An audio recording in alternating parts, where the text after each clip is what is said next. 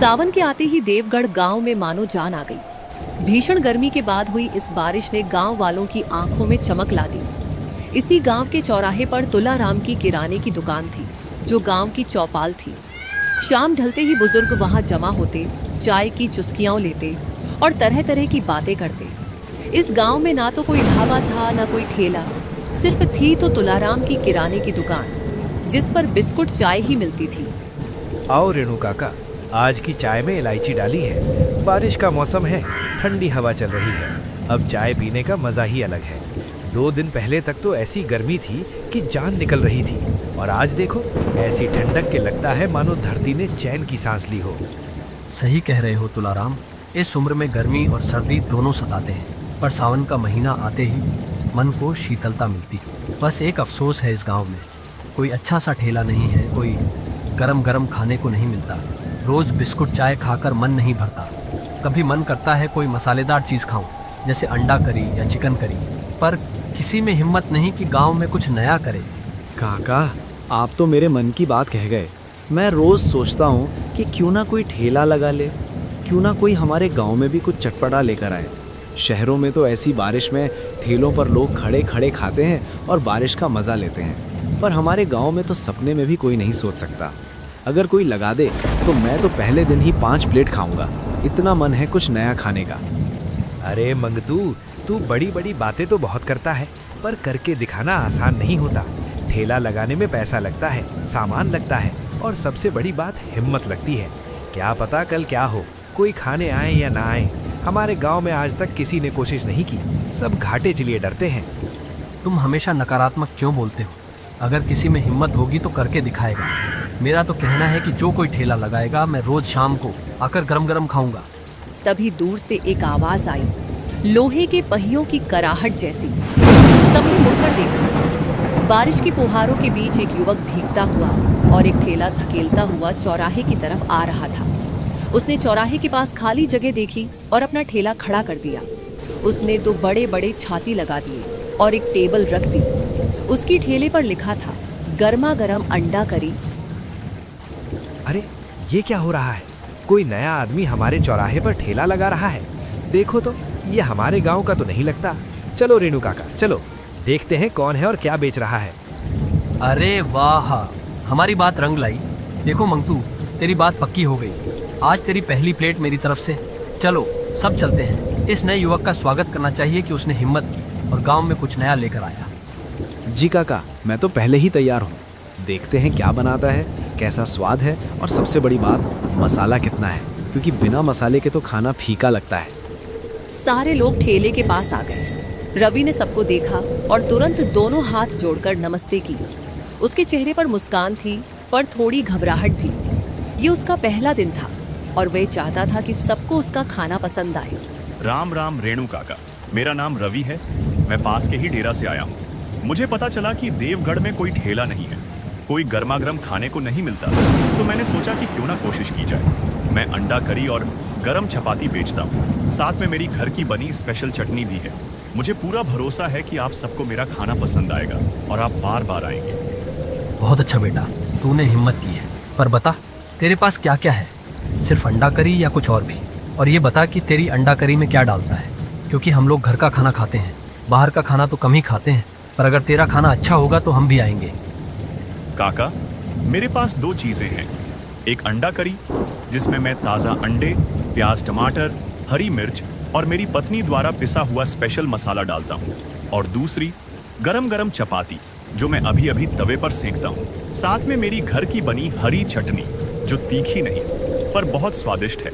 एक बार छक के देखिए, आप खुद कहेंगे कि ये तो बड़े होटलों से भी अच्छा है। चल बेटा, हमारी 1 प्लेट लग। मैं आज से बोल रहा था कि जो ठेला लगाएगा मैं उसका पहला ग्राहक बनूंगा। मंगतू बैठ जा, आज मैं तुझे खिलाता हूँ। देखते हैं इस भाई की अंडा करी में कितना दम है। रवि ने तेज आंच पर तवा गर्म किया। बारिश की इस बूंदों के बीच तवा धीरे धीरे गर्म होने लगा। उसने फटाफट सारे मसाले डालकर अंडा करी बनाना शुरू कर दिया। उसने सबसे पहले गर्मा गर्म अंडा करी और तंदूरी रोटी एक प्लेट में सजाकर रेणु काका के हाथों में थमा दी।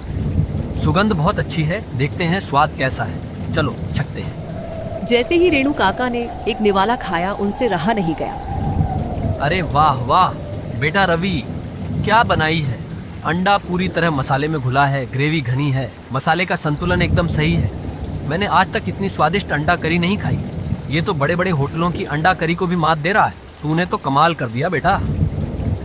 रवि भैया, आपने तो जादू कर दिया। इतनी स्वादिष्ट अंडा करी मैंने कभी नहीं खाई। ये मसाला बिल्कुल घर जैसा लगता है, बिल्कुल माँ के हाथ जैसा ही है। एक और प्लेट बनाओ, आज तो मेरा पेट नहीं भरेगा। जब दोनों इतनी तारीफ कर रहे हैं तो मुझे भी चखना पड़ेगा। चलो रवि, मेरे लिए भी एक प्लेट रख दो। एक एक करके सबने चखा और सबने तारीफ की। बारिश की ठंडी हवा और गरम अंडा करी की सुगंध ने पूरे चौराहे को महका दिया। जैसे ही खबर फैली, लोग अपने अपने घरों से छाते लेकर आने लगे। देखते ही देखते रवि के ठेले के आसपास भीड़ जमा हो गई। रवि भाई, तुम्हारी तारीफ सुनकर आया हूँ। मुझे 2 प्लेट चाहिए, एक मेरे लिए और एक मेरी पत्नी के लिए। जल्दी से लगा दो, इस बारिश के मौसम में मज़े से खाएंगे। मुझे 3 प्लेट चाहिए। 1 प्लेट यही खाऊंगा और 2 प्लेट बीवी बच्चों को ले जाऊंगा। जल्दी करो भाई, बारिश भी हो रही है और खुशबू भी बहुत अच्छी आ रही है। बेटा, मैंने सुना है तू बहुत अच्छी अंडा करी बनाता है। मुझे 1 प्लेट देना, पर थोड़ी कम मिर्च डालना, क्योंकि मुझे तीखा कम पसंद है।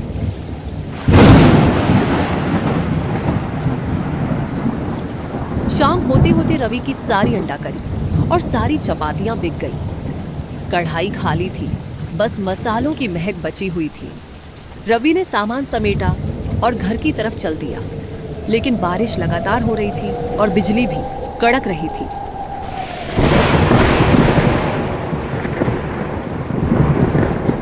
घर पहुंचते ही उसकी पत्नी सुमन और बेटा गोलू उसका इंतजार कर रहे थे। पापा, आज का दिन कैसा रहा? कोई आया या नहीं? कितनी अंडा करी बिकी आज? मुझे बताओ ना जल्दी से। अरे मेरे बेटे, आज तो बहुत मजा आया। सारी अंडा करी बिक गई। सभी ने तारीफ की। लोग इतने खुश थे कि मुझे भी बहुत खुशी हुई कि हमारी मेहनत रंग लाई। सच कह रहे हो ना रवि? पहले दिन ही इतना अच्छा चला। मैं तो सोच रही थी इस बारिश में कोई नहीं निकलेगा घर से बाहर, पर भगवान का लाख लाख शुक्र है कि सब अच्छा हुआ। अब हम और मेहनत करेंगे और अच्छा बनाएंगे। देखो सुमन, आज की कमाई है। हमने सोचा भी नहीं था कि पहले दिन इतना अच्छा होगा। अब तैयार रहना, कल और भीड़ होगी, इसीलिए कल ज्यादा मसाले बांटना। पापा, कल मैं भी तुम्हारे साथ चलूंगा। मैं प्लेट दूंगा और पैसे लूंगा। ठीक कहा ना पापा मैंने? हाँ बेटा, तू भी आना, पर स्कूल का काम पहले करना। समझ गया? अब रात हो गई। बारिश धीरे धीरे कम होने लगी, पर हवा और बिजली अभी भी बहुत कड़क रही थी। अगले दिन रवि जल्दी आया और इस बार और भीड़ थी। उसकी अंडा करी की चर्चा पूरे गांव में हो रही थी। जब बारिश तेज थी, रवि अपने ठेले पर खाना बना रहा था, तभी एक बड़ी गाड़ी चौराहे पर रुकी। गाड़ी से सुरेंद्र सिंह उतरे। रईस, हाथ में सोने की घड़ी, कलफदार कुर्ता, रौबदार चेहरा। वे सीधे रवि के पास आए और उसे ध्यान से देखने लगे। तुम्हारा नाम क्या है? मैंने सुना है कि इस गांव में एक युवक ने ठेला खोला है और लोग उसके खाने की तारीफ करते नहीं थकते। मैं खुद आकर देखना चाहता था कि यह क्या चीज़ है जो इतनी मशहूर हो गई है। मेरा नाम रवि है साहब। मैं अंडा करी और गरम चपाती बेचता हूँ। देवगढ़ में कोई ठेला नहीं था, इसलिए मैंने सोचा कि कोशिश करूं। लोगों ने मुझे प्यार दिया और मैं पूरी मेहनत से खाना बनाता हूँ। तो चलो, मेरे लिए 1 प्लेट लगाओ। मुझे खुद चखना है, क्योंकि जब पूरा गांव किसी की तारीफ करे तो उसे चखना ही चाहिए। अगर अच्छी लगी तो मैं खुद तुम्हें बड़ा मौका दूंगा, जिससे तुम्हारी लाइफ चेंज हो जाएगी। रवि ने पूरी कोशिश से 1 प्लेट अंडा करी बनाई, उसे अच्छे से सजाया और सेठ के सामने रख दी। सेठ ने चपाती तोड़ी, करी में डुबोया और छका। पहला निवाला, फिर दूसरा, फिर तीसरा। रवि भाई, मैंने देश विदेश के बड़े बड़े होटलों में खाना खाया है, पर इतनी सादी और स्वादिष्ट अंडा करी कभी नहीं खाई। तुम्हारे हाथ में वो हुनर है कि बड़ी बड़ी होटल के पास नहीं। ये सुनकर रवि बहुत खुश हुआ, मगर बात कुछ और ही थी। मैं तुम्हें एक बड़ा ऑफर देना चाहता हूँ। मेरे साथ शहर चलो। मैं तुम्हें एक बड़ा रेस्तरां खुलवा दूंगा, जहाँ तुम्हारी अंडा करी और भी मशहूर होगी। तुम्हें अच्छी कमाई होगी, मान सम्मान मिलेगा।